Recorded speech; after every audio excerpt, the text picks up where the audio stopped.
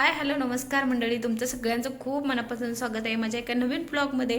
तर आज आहे संडे आणि आज आम्ही मी सकाळपासून काही जास्त शूट वगैरे घेतलं नाही, कारण तस्मे घरी आहे, हे पण घरी आहेत, त्यामुळं जास्त काही शूट घेता आलं नाही. आणि आता इथून पुढचा ब्लॉग मी शूट करणार आहे. म्हणजेच आता मी तस्मेला घेऊन थोडं बाहेर जाणार आहे आणि जेवण वगैरे झाले, दुपार झाली आणि तस्मे झोपलाय मस्तपैकी. आणि त्याचं तो उठला की आम्ही मग त्याला बाहेर घेऊन जाणार आहेत. आता थोडंसं पार्कमध्ये फिरून एक आणणार आणि मग संध्याकाळच्या स्वयंपाकाची वगैरे तयारी. तर तुम्हाला इथून पुढचा ब्लॉग दिसेलच. चला,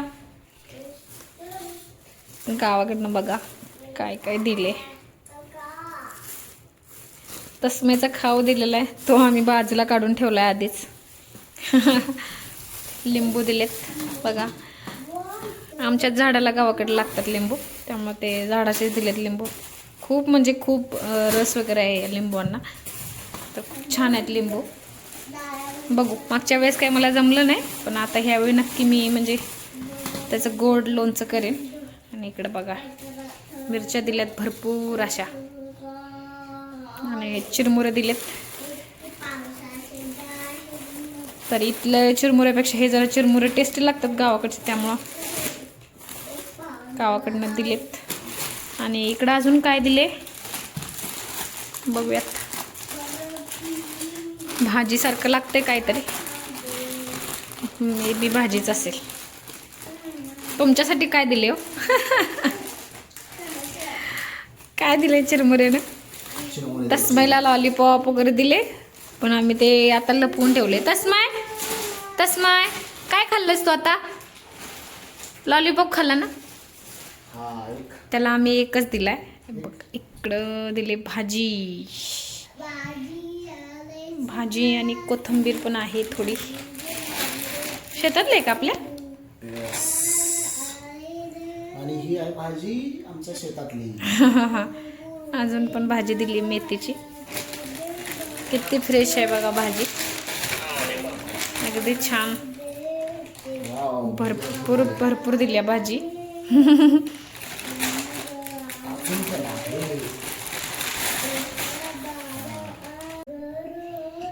ठेवा ना त्याच्यात. आणि या भाजीमध्ये गावाकडच्या भाजीमध्ये असंच असतं, म्हणजे मेथीच्या भाजीसोबत कोथिंबीर फ्री. प्रत्येक भाजीच्या मेन्यूमध्ये आहे.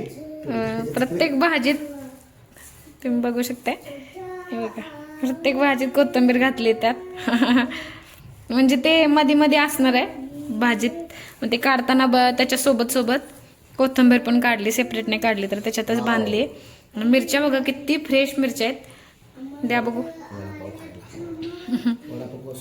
किती बघा शाईन आहे मिरच्यांच्यावर, अगदी फ्रेश बिना केमिकलच्या छान अशा फ्रेश मिरच्या आहेत. चला तर मग बनवूया त्याचं आता काहीतरी.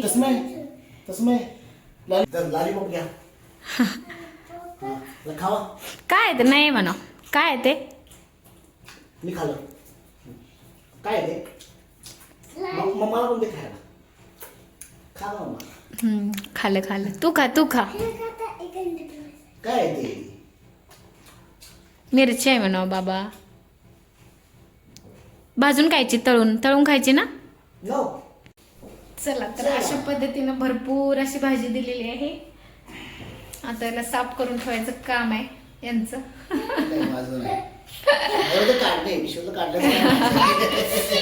चला आम्ही संध्याकाळी सगळे म्हणजे दोघं जण बसून साफ करणार आहे संध्याकाळी, म्हणजे आठवड्याभर टेन्शन नाही, एकदा साफ करून ठेवले. चला बाय कर. चला आपण जायचं ना फिरायला. चला कुठे जायचंय आपण? अरे खरंच खातोय का काय?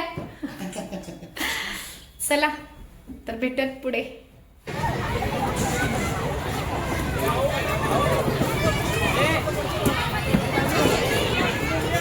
काय झालं?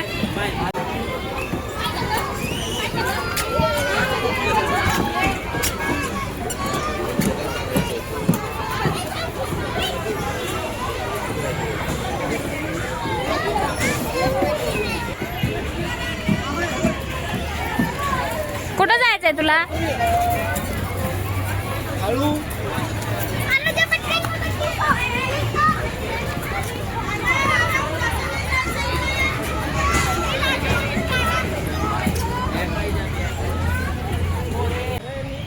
आले आपण?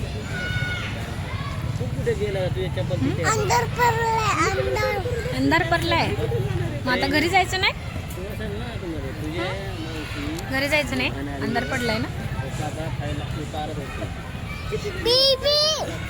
बेबीला तू मारलंस ना. आज दिवसभर ना अशी सगळी गडबडच चालू होती. म्हणजे करायचं होतं एक आणि झालं एक, असंच चाललं होतं आज. म्हणजे जे आम्ही ठरवलं होतं ते होतच नव्हतं. तर असा काहीसा दिवस गेला. म्हणजे आम्हाला जायचं होतं सकाळीच तस्मेला घेऊन बाहेर, आणि दुपारी आल्यानंतर सगळे घरातले वगैरे मला कामं आवरायचे होते. आणि मग दुसऱ्या दिवशी सकाळी उठायचा वगैरे कंटाळा येतो, त्यामुळे उशिरानं जाता मला सकाळी जायचं होतं बाहेर, आणि आल्यानंतर सगळं आवरून वगैरे ठेवायचं असं माझ्या डोक्यात होतं. पण ते तसं काही घडलं नाही, कारण गावाकडून जे साहित्य वगैरे आणलं होतं ते घेऊन आलं, ते व्यवस्थित लावणं करणं ह्यात सगळा वेळ गेला. आणि मग त्याच्यातच आमची दुपार वगैरे झाली. आणि त्याच्यानंतर मग आम्ही थोडा वेळ बाहेर गेलो, जास्त नाही, 1 तासभरच तसमेला फिरून घेऊन लगेच घरात आलो. आणि मग त्याच्यानंतर जेवण केलं, स्वयंपाक वगैरे आवरून आमचं जेवण वगैरे झालं. आणि त्याच्यानंतर दुसऱ्या दिवशीच्या सकाळची तयारी, कारण तसमे तसाही 10 10:30 पर्यंत झोपत नाही. आणि मग त्याच्यासोबत उगाच अंथरुणात पडण्यापेक्षा ही सगळी कामं मी सकाळची आवरून घेते. म्हणजे कसं होतं, त्याला झोपही येते तेवढ्या वेळात, त्याचं खेळणंही होतं, आणि मग माझेही कामं इकडं पटपट आवरतात. आणि हेही असतात त्यावेळेला, त्यामुळे त्याला बघण्याचे एवढं काही प्रॉब्लेम येत नाही. आणि हेच जर सकाळी करायचं म्हटलं ना, तर असं होतं की सकाळी तो उठतो, आंघोळीची घाई आणि टिफिनची घाई, असे सगळे घाई चाललेली असते सकाळी. आणि मग हे उठूनही सकाळी करावंच लागणार आहे, म्हणून मग मी संध्याकाळी सगळं चपातीचं पीठ वगैरे मळून वगैरे ठेवलं, भाजी वगैरे खुडून नीट करून धुवून वगैरे ठेवली मी व्यवस्थित. आणि इकडे बघा, हे माझं मिक्सरचं भांडं ना थोडं खराब झाले. म्हणजे नेमकं याला काय झालंय समजत नाहीये, पण मी थोडं म्हटलं, मी बघितलं होतं व्हिडिओमध्ये का की मीठ वगैरे टाकलं ना आतलं, म्हणजे पाते वगैरे शार्प होतात. तर म्हटलं चला तसंच काहीतरी बघू, मीठ वगैरे टाकून जुगाड करू. तोपर्यंत नाहीच जर झालं तर मग त्याला नवीनच आता आणावं लागेल. तर बघत होते मी तर तेच की मीठ घालून थोडं त्याला शार्पनेस पण आला तर ते चालेल, आणि जर आतून जर खराबच झाला असेल तर मग आता बदलल्याशिवाय पर्यायच नाहीये. चला तर बघा, मी मीठ टाकून याला थोडा वेळ असं म्हणजे फिरवून बघितलं, पाते वगैरे थोडे शार्पनेस पण येतो. पण ते मला वाटते की चांगलं भांडं असेल तर, आणि जास्त दिवस आपण वापरून झाला असेल तर त्याला होतं. हे आतून जर खराब झालेलं असलं तर त्याला होणार नाही. बघतो मी आता काय होतं हे, कारण आता मला आत्ता शेंगदाण्याचा कूट करायचा आणि त्याच्यासाठी मला भांडं पाहिजे. मी आता ज्युसरच्या भांड्यामध्ये 4-5 दिवस झालं चालवत आणले, हे भांडं मी वापरत नाही. तरी पण शेंगदाणा होत आहेत का बघते मी करून, जर झाले ठीक, नाही झाले तर मग आता मला ज्युसरच्या भांड्यातच परत ते करावं लागणार आहे. तर असा काहीचा आजचा दिवस होता. आणि म्हणजे आपण ठरवतो ना त्यापेक्षा वेगळं काहीतरी घडतं, आणि ते काही गोष्टी चांगल्या पण असतात, असं नाही की वाईटच असतात अशा. आता तस्मेला 10 दिवस सुट्टी होती, तर त्यामुळे सगळं काम सो किंवा स्लो असं चाललं होतं सगळं. आणि आता म्हणजे आठवडाभर खूप गडबड वगैरे होते, त्यामुळं म्हटलं चला एक वस्तू, म्हणजे आज सुरुवात जर केली ना व्यवस्थित, म्हणजे आदल्या दिवशी सगळं आवरायची, तर परत आठवडाभर किंवा आता 10 दिवसाचा गॅप पडलाय आपल्या हे कामात. म्हणजे आपल्याला इथे सवय मोडून जाते की नाही हे आवरायचं आहे, आता सुट्टी आहे तर असू देत, करता येईल, आता कुठं काही घाई आहे, गडबड आहे असं होईल. तर मी आजच ठरवलं होतं की आज आपण पहिल्यासारखं रुटीन करायचं. म्हणजे हे 10 दिवस तर गेले, पण आता पहिल्यासारखं रुटीन करून घ्यायचं. म्हणूनच मी मग इथं ठरवलं होतं की आज जर सुरुवात केली तर, नाही तर मग उद्या सकाळी एकदा कंटाळा झाला की परत तसंच होईल. आणि मग माझं काही या भांड्यात शेंगदाण्याचा कूट वगैरे झाला नाही, हे मला आधीच म्हणत होते की त्याच्यात होणार नाही, कारण त्यांनी मसाला करून बघितला होता. त्यामुळे ते म्हणत होते की जास्त आवाज होते, ते भांडं बदलावं लागेल, आणि आता तू काय त्यात करू नको. तरी पण मी आपलं असतं ना, बघू एक ट्राय करून, काहीतरी करून जुगाड करून आपण त्यात करत असतो. तर तसंच मी मीठ टाकून वगैरे बघितलं थोडं, पण ते काय झालं नाही. मग मी परत ज्यूसच्याच भांड्यात ते थोडासा कूट वगैरे करून घेतला. पण कसं होतं, ज्युसरच्या भांड्यामध्ये वगैरे मऊ वस्तू किंवा ते मऊ गोष्टी असतात ना, म्हणजे ॲपल वगैरे फ्रूट जे असतात ते मऊ गोष्टींसाठी हे ज्युसर आहे, कारण ह्याचं स्पीड खूप जास्त असतं आणि ते फास्ट फिरतं. त्यामुळं मग ह्या अशा जड वस्तू किंवा कडक वस्तू ह्याच्यात करायला नको वाटतं. आणि मी सहसा ह्यात काही दुसरं करतही नाही. तरीही म्हटलं आज चला, आता ऑप्शनच नव्हता म्हणून मी यामध्ये कूट थोडासा करून घेतला, जास्त असा काय बारीक नाही.